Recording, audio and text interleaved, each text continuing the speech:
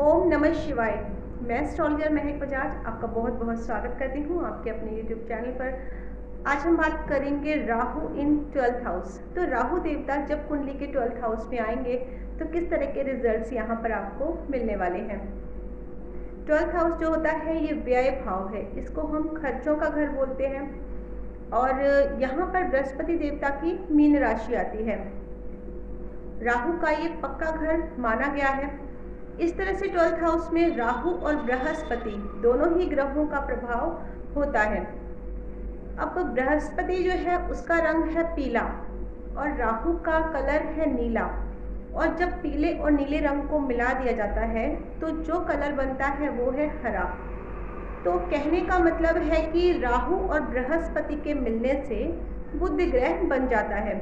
तो यहाँ पर अब राहु आपको तभी अच्छे रिजल्ट्स देगा जब आपकी कुंडली में बुध ग्रह की स्थिति अच्छी होगी। यहाँ पर अब हम राहु के पॉजिटिव और नेगेटिव दोनों ही तरह के रिजल्ट्स की बात करेंगे। राहु जब यहाँ पर पॉजिटिव होता है तो फिर यहाँ पर देखा गया है ऐसा व्यक्ति बहुत ही ज़्यादा क्रिएटिव होता है और अपनी क्रिएटिविटी से ये समाज में अपनी एक अलग पहचान बना लेता है। ऐसा व्यक्ति फिर चाहे कोई भी काम कर रहा हो, चाहे कोई बिजनेस कर रहा है, चाहे कोई वो ऑफिशियल वर्क कर रहा है या फिर कोई एड एजेंसी में काम कर रहा है, वो अपने काम को ऐसे प्रेजेंट करता है कि सभी लोग उसकी तरफ अट्रैक्ट हो जाते हैं और फिर इनको काफ़ी ज़्यादा फेम भी मिलता है। 12th हाउस जो होता है ये फॉरेन सेटलमेंट का भी होता है। तो यहाँ पर देखा गया है ऐसे व्यक्ति फॉरेन जाकर सेटल हो जाते हैं या फिर यहीं पर रहकर कोई ऐसा काम करते हैं जिससे इनका जो है फॉरेन के साथ जो है कनेक्शन एक बना रहता है और फॉरेन से इनको इनकम भी होती है। राहु पॉजिटिव होता है तो फिर यहाँ पर देखा गया है ये व्यक्ति को आध्यात्म की तरफ लेकर जाता है और यहाँ पर देखा गया है व्यक्ति जो है वो एकांत में बैठकर मेडिटेशन करता है और सिद्धि प्राप्त करने में लग जाता है। और यहाँ पर देखा गया है फिर वो लोगों की हेल्प करता है, दान पुण्य के काम करता है, अच्छे कार्य करता है क्योंकि ये घर खर्चों का भी होता है। तो फिर यहाँ पर देखा गया है राहु जो है वो व्यक्ति का जो धन है वो अच्छे कार्यों में खर्च करवाता है।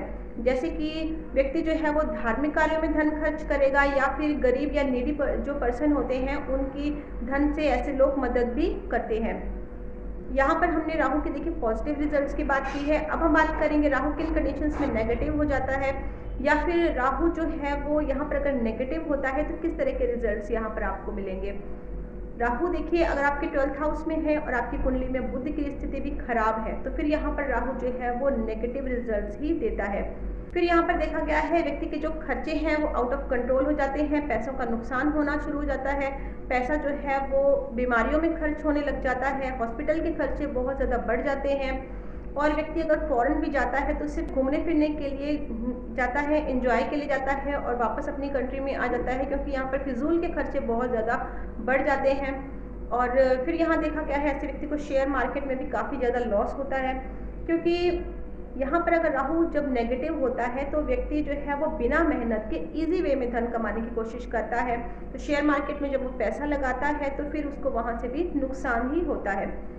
यहाँ पर राहु नेगेटिव होगा तो हस्बैंड वाइफ के बीच में भी काफ़ी ज़्यादा डिस्टर्बेंस रहती है, फाइट्स, आर्ग्यूमेंट्स, लड़ाई झगड़े बहुत ज़्यादा बढ़ जाते हैं, मैरिज लाइफ पूरी तरह से डिस्टर्ब हो जाती है।